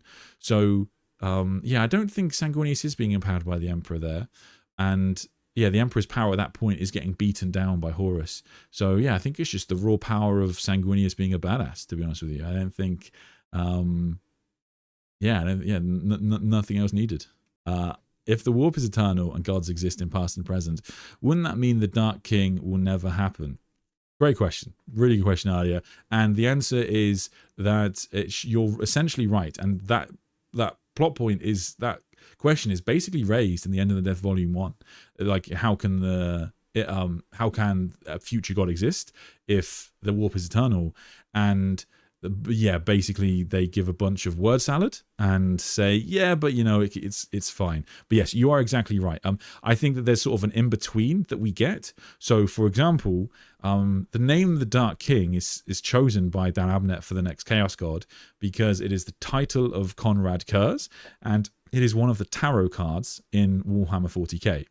And the reason that that's relevant is because it's not that Conrad Kurz is the Dark King or the tarot card is referencing the god necessarily, but it's the fact that the tarot card and the Dark King and Conrad Kurz have a reflection. They must have somehow glimpsed this possibility. And so in a way, the Dark King does exist, or did exist, as in like they were able to glimpse this creation of this god. So yeah, that's kind of the best in the middle answer I can kind of give. But yes, you are right, it shouldn't be able to happen. For example, Slaanesh existed before the birth of Slaanesh. Well, actually, it's interesting you say that. So on Lorgard's homeworld of Colchis, there are references to Slaanesh having existed before the birth of Slaanesh. But in the Azurman book, the Eldar Phoenix Lord, in his lore, it talks about how in the novel, when they were waiting for... Like the Eldar knew that Slaanesh was going to be born. It wasn't a surprise, but there were cults within the Eldar Empire in the latter stages. There's not too much delved. It's not dived into too much, but it is said in the book that there were cults anticipating the birth of Slaanesh, believing that Slaanesh will exist in the future. So that kind of implies that Slaanesh didn't exist at that point and was going to be born as like a big golden god who would allow them all to ascend to something else. But the Wordbearer's lore implies that Slaanesh sort of always existed. Warp shenanigans, Ardy, I'm afraid. It's not the most satisfying answer, but it's the best we've got, I'm afraid. What are the Raven Guard up to these days? That's a good question. So they just got a new, so that when they got their supplement and they came back, there was nothing too new for them to really be doing in new Warhammer 40k lore. There is definitely, of course, the reinforcement of the Primaris Marines, which is a big deal, and there is, for example, they were trying to reform the Mordaithan, who are like this ancient Raven Guard squad, who they inherit Corvus Corex's ability to turn invisible or near enough, and so they were trying to reform that. But they just got a new chapter master, which is pretty exciting. So yeah, there's nothing too major, but yeah, I'm trying to think what the biggest thing is they've done recently. I can't think of anything too massive for them, to be honest with you. But yeah, they very rarely get center stage, I'm afraid. I thought the Emperor describes his foresight as seeing a distant shore, the future, while being unable to see the beasts, rocks, or storms, the infinite unpredictable variance in the water in between. I can't think of that specific quote, but that sounds about right. That's basically how I think of it. Like, for example, I don't think he knew times. So I think, for example, he knew that the Orcs would rise, or he knew that the Tyranids would rise, but he didn't know exactly when, which is why he's necessarily in a rush. After fantasy, I don't think GW would do an end times ending in a chaos victory. An imperial victory could have a way more interesting next setting. The 4 chaos gods dying and then merging. Ooh, I feel like the chaos gods sort of have to remain as individual entities, or at least the old 4, because they're in every setting. So it's sort of, yeah, they're a unifying thing, I guess. But in terms of like the Imperium winning, I can see that. I can see that in some way, or yeah, like I think that if you want to do a reboot, like you're an Age of Sigmar, it might make sense to have an Imperium victory, or like Pyrrhic victory, where I only know that word from Total War. Like a very shallow victory, because that's the only way I can think of making sure Space Marines stay around, or yeah, various aspects of the Imperium. Because if the Emperor just started the Imperium again, he'd probably do things quite differently. Gualtiero Barilla, member of 21 months, thank you so much. Very kind. Have Imperator Titans been mentioned recently? I think actually there's an Imperator Titan in Space Marine 2, but yes, they are still about. Trying to think if specifically one has been mentioned. Yeah, the Imperator Titans are definitely still around, but trying to think. Yeah, I'd have to have a think. If you're interested, hit me up on Discord or something, and I can maybe try and find a reference if you're looking for one. But yeah, I'm pretty certain they're not one. They're not like a Titan that's been removed or anything like that. Like the Psi Titans, like they're pretty much, they haven't appeared since 30k. Maybe one of them has survived, but it sort of implies in Mortis that they all die there, or the last ones do. 10 years of lore. By then, Gorilla Man will have heard a rumor about the Knight of Nihilus and think about finding out who it is. Oh, I think we're pretty close to their reunion. I don't think that's going to be far off.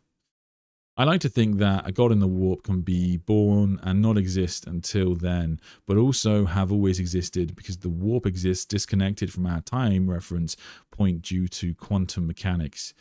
Well, I mean, in terms of quantum mechanics, I don't think I nor the writers of Games Workshop will treat you particularly well there. So maybe is the answer.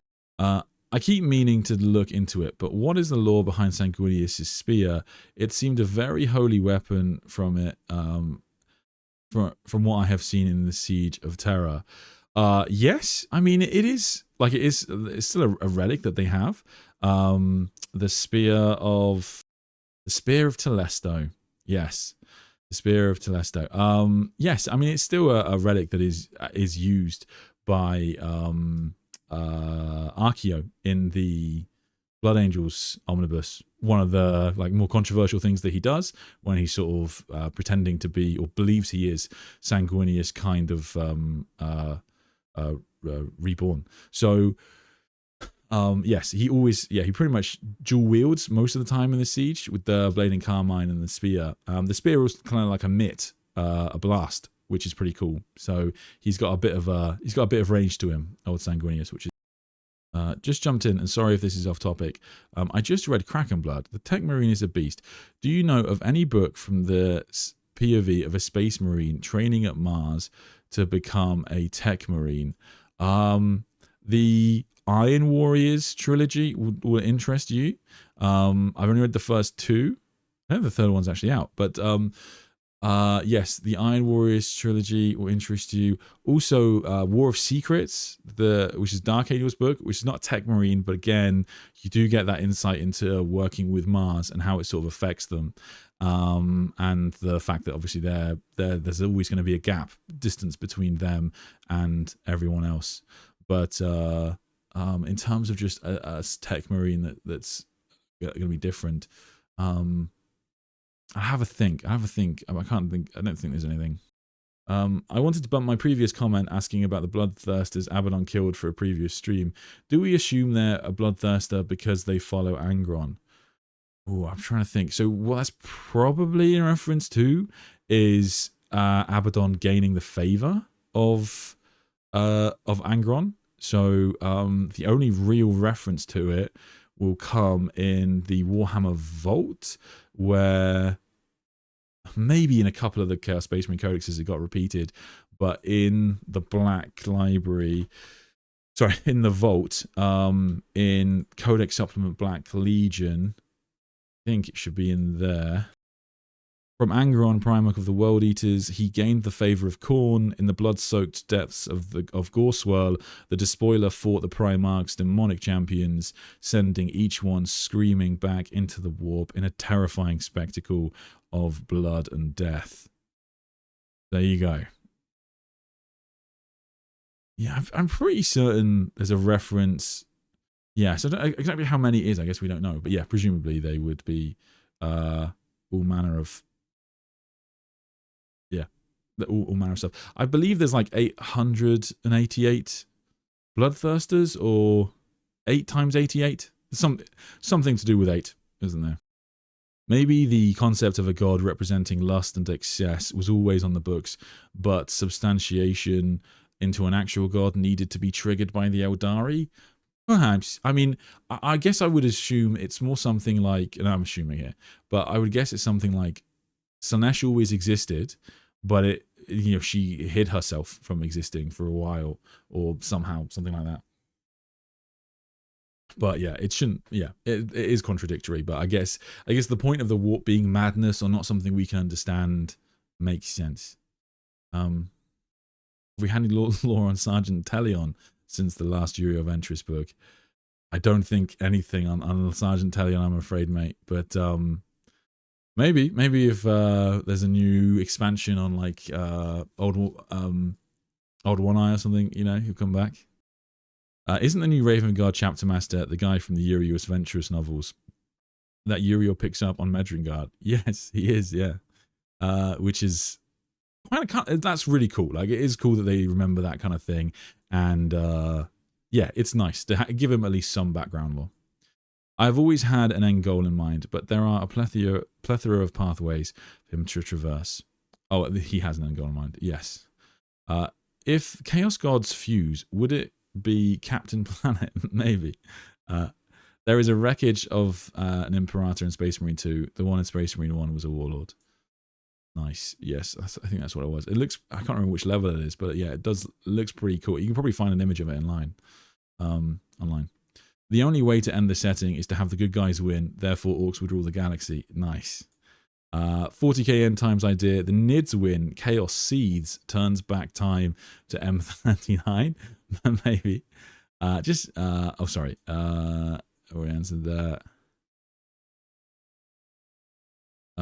It's the captain of the Raven Guard sent to hunt that renegade down. He does the assault on the dark mechanics for Mobile Fortress. I see. What 30k faction would you like to see return? Personally, Rangda or Nephilim to me. I mean, Rangda would be incredible. It's a tough one in terms of like who I would like to see, because part of me would like to see, for example, something that it would be a good faction. Like, I don't really know what the Rangda are. So what would they look like? Like, for example, the Sloth Murder Minds. What would they look like as a faction in Warhammer 40k? Probably wouldn't, you know, they'd probably look similar to like Gene Stealer Cults or Chaos or some mixture in between. So yeah, it's tough to really know who would be the most interesting. In terms of like tiny little things, the Kinnebrak, like things like that could be interesting, where they've got, because the Anathame technology is not Chaos at the start, at the very least. It might have become it, but at the start it's not Chaos infused. So they would be separate to the forces of Chaos and the rest of the Xenos, and we don't really know. Well, it said that, I think that they said that they were destroyed by the by the Empire, whatever it's called. And so yeah, I don't think they're going to come back, but the Kinnebrak metallurgists would be a really interesting one. Yeah, probably the Kinnebrak or something like that. But if you're going to do like 2nd and 11th, then yeah, Rangda will be wild. The Foresight description was from Master of Mankind, from a conversation between the Emperor and Ra, with the Emperor explaining his foresight. Good to know. The Spear of Telesto is on Baal. Yeah, I'd assume they still have it in a vault somewhere. I think actually one, I can't remember the name of it, but the one Xenos I would love to see expanded upon, as we're talking about Blood Angels, I forget its name, it's got a really long and weird name, the Octo Calvariae. I don't know how it's pronounced. I should get the audiobook just to find out how they say it. But the Octo Calvariae is this like crazy Xenos creature that comes up in Throne of Light, and it comes up in Darkness in the Blood, where it's a kind of a humanoid-looking Xenos, and it has, like, I think it has 4 arms, and it's incredibly powerful. Anyway, it's an ancient enemy of the Blood Angels that they defeated a long time ago and defeated all its forces. But the actual being itself, it serves the power of chaos, can't be killed. So they imprison it, and it's been kept on Baal, and it's guarded by a dreadnought. And they've tried to kill it many, many times. And in those books, Mephiston goes to it and basically uses it as like kind of a messed up sort of oracle type deal. And it's it's a relatively recent addition. I don't think it had been mentioned pre-Devastation of Baal. If any Blood Angels fans know of any, I'd be interested. But I believe it was created by Guy Haley in Devastation of Baal. And that means it was probably created with a purpose in mind. Now, the plotline for it and what it intends to do is escape and wreak vengeance upon the Blood Angels. So that would be a really cool plotline for the future, would be to have the Octo Calvariae get loose. I think that would be awesome. That, or like another, the sister of, or the brother of the Cacodominus getting free. That would be awesome. Do you think it would be cool to have an Iron Hand civil war kind of thing, where some of the members learn about what happened to Shadrach Meduson, and then some break away in a new chapter? I think that, I mean, the Iron Hands are relatively, the clans are relatively independent, and they have very different, they have some pretty different mentalities in terms of how Iron Handsy and bitter they are. And for example, some of them are like all in on, I can't remember the name of the clan, but one of the clans is all in on like Ferrus Manus returning, and yeah, there are obviously similarities, but there's kind of various degrees of radicalization there. So an Iron Hand civil war is not off the cards, I don't think, but yeah, I guess it depends if it serves a faction. Do you know what I mean? To what end would I want the civil war? Like, yeah, I feel like if anything, they just need some more love. How critical is Annuncia to the King in Yellow's plans? Could he be seeking to use it to restore the Emperor? Could do. So the theory posited in the books is that he wants to learn the true name of the Emperor of Mankind, and that would allow him to gain the powers of, you know, a near god type character. But in terms of whether that's actually what he intends to do, yeah, we don't know. And we know that Annuncia is like the language of the universe and can be used to all kind of incredible effect. But could he even utter the words without it killing him? Perhaps that's what the Grails are for. Maybe they can utter it and inside the blanks and it won't harm them or something like that. But yeah, it's a bit of a crazy lore. So yeah, he's gone to a lot of effort to farm words of Annuncia, like huge, like the farming words of Annuncia is, there's parts of it where he's got all these scribes working, coming up with ideas and all this sort of stuff. It kind of reminds me of that expression of like, if you had enough monkeys trapped in a room with typewriters for long enough, eventually they'd write the words of Shakespeare or something. But yeah, it kind of, yeah, so eventually he'll learn what he needs to know. But when that will happen, we just don't know. But yeah, pretty critical, basically. I couldn't find a source directly stating they're bloodthirsters. Yeah, so I think in the bit I just read, then it doesn't say bloodthirsters specifically. So I apologize if I said bloodthirsters. Then oh no, it does say Primarch's demonic champions. So I would assume that's bloodthirsters. But yeah, maybe if it was just a bunch of like, yeah, lesser corn demons, what are they called? But bloodletters. Yeah, if it was just a bunch of bloodletters, that would be a bit crap. Or flesh hounds, that would be shit. So I would have guessed bloodthirsters. Sorry to jump back to the Star Child. Thoughts on Chaos managing to somehow capture and corrupt him into becoming the Dark King? Could that be a new goal for Chaos to drive towards? In theory, maybe that's possible. I don't know. It's proper in the realm of like magic, so it's not a concise, well-defined thing. But yes, that's as good a theory as any, I guess. As to whether they would want that, though, is an interesting question. I don't think so. Like, I don't think that the Dark King is an outcome that the Chaos Gods would like, because it is said that the Dark King would be above them. Which I like, given how much the Chaos Gods hate the idea of having a rival, I would assume that they would hate the idea of the Dark King actually manifesting fully. I love the fact that in Valdor Birth of the Imperium, it stated that Custodes for training play Fruit Ninja on rusty tanks by kicking them in the air and cutting them up. Interesting. I have to double check that. I dislike Space Marines. Give me the Guardsmen, the Zealots, the Hive Scum, etc. Had a blast in the last Darktide match. Interesting. I haven't played Darktide in a long time. You find yourself in a drop pod down to a planet in the Eye of Terror to clear a well-defended planet. Who are the other 4 in the drop pod? No Dark Angels and only 1 Primarch. And to the Eye of Terror. Well, if you're going into the Eye of Terror, definitely going to want Corvus Corax, I think, of the Primarchs, because he's a monster in the Eye of Terror. In terms of the other 3, I'm gonna go with alive characters. Mephiston is going to be pretty up there. I mean, Mephiston in his book, you know, he goes to Sortarius and he's, you know, does all right. He's doing he does okay. So he does get captured for a bit, and then his buddy has to sacrifice themselves. But yeah, I'd imagine he's going to be up there. In terms of who else would I want, I reckon Alpha Primus, always on my side. And then no Dark Angels. Who would I want? I mean, like, if you know who I would want is I'd want Cypher. Oh no, he's no Dark Angels. Damn it. I would go with Titus because I know Games Workshop could never let him be killed. So we'd be safe. We'd be absolutely fine. What do you think of the Sloth and the Enslavers races? I think that so the Sloth are in one of the black books, it connects the Rangda to the Sloth.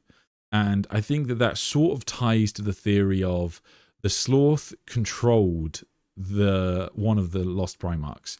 And the Rangda, I've always liked the idea that the Rangda are either way like a human civilization. So that's why we know so little about them, is because they were actually human. And they were just like a human civilization that maybe were being mind controlled by the Sloth, or they were being allied with another Xenos race. And so either we can Alpharius actually does fight two Sloths, so we know that they're pretty fucked up. But I quite like the idea that it was a human civilization that was maybe being controlled by the Sloth or something like that. And so that's why the Emperor had to have them just killed in the end. And so one of the lost Primarchs had to be killed as well.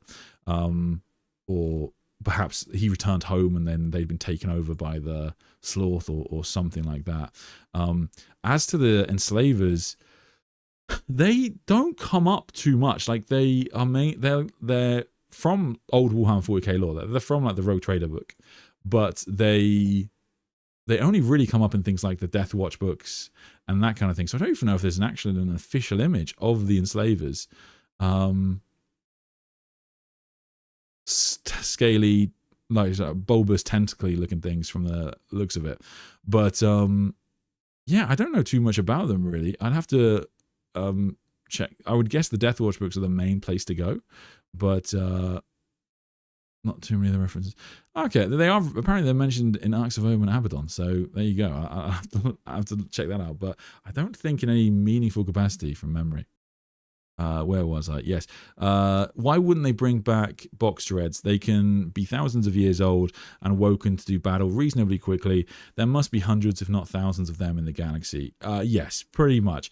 I think that it's not that they are gone, but it's more the fact that you can use them in 30k. I guess is sort of their mentality.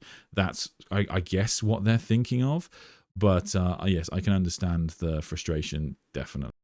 I love seeing how happy you were to get the line in Dawn of War 4. What story implications do you think him being in it could be? Could we see Gilliman meeting the Lion in game? Very like, I think they've said he's only going to be in like 4 missions or something like that.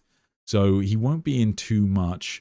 But I do think that like the main thing I'm excited for is just to see how the Dark Angels operate and how they treat the blood ravens, etc. Because that all that kind of nitty gritty is stuff that they don't. Like the modern day codexes do a really poor job, I think, of they're not very expansive on how chapters and legion or factions operate.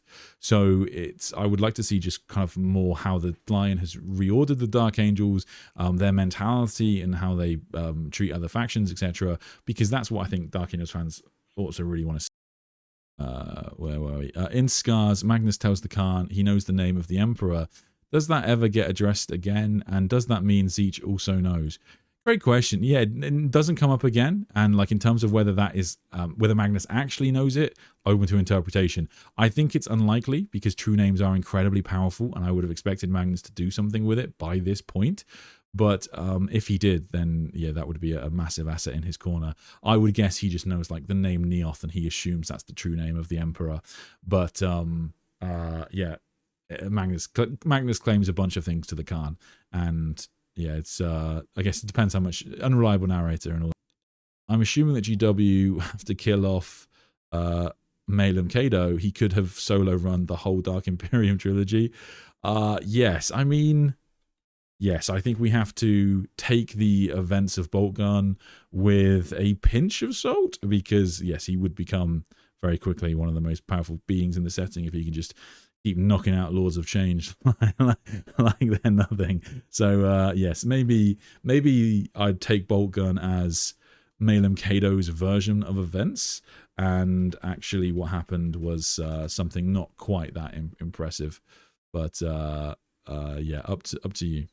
So you think the Orpheus Protocol has anything to do with the King in Yellow and War versus Orpheus lore hinted at in Bequan? Alpha Legion taking fight directly to Chaos is Orpheus Protocol. That's a cool connection. Maybe, yeah. I mean, they're both by Dan Abnett, so I would assume there's a high likelihood he did that deliberately. As to whether, yeah, maybe. I mean, I guess if it is Constantine Valdor, then it would make sense that he chose a fate that, sorry, that sort of Valdor chose a pathway to ultimately defeating Chaos in some respect, because of course he has that vision when he fights Abaddon. How is the second company on Armageddon? Is Titus there? Is it part of the 500 worlds? Is it the second company? But Titus is definitely, I mean, we're pretty confident Titus isn't going to be there. I thought it was third company. Am I wrong? But I don't remember. I thought I remembered seeing some red, as in on the shoulder pads, but maybe I misunderstood. To be fair, the Ultramarines are going to be so numerous by this point. It's not impossible that they could just use second company, but I don't think Titus will be there right now, because although it would be possible for a Titus book to conflict with the campaign, I don't think they would have written two campaigns that so obviously conflict or are confusing. So any big lore changes? Was Yarrick not RIP?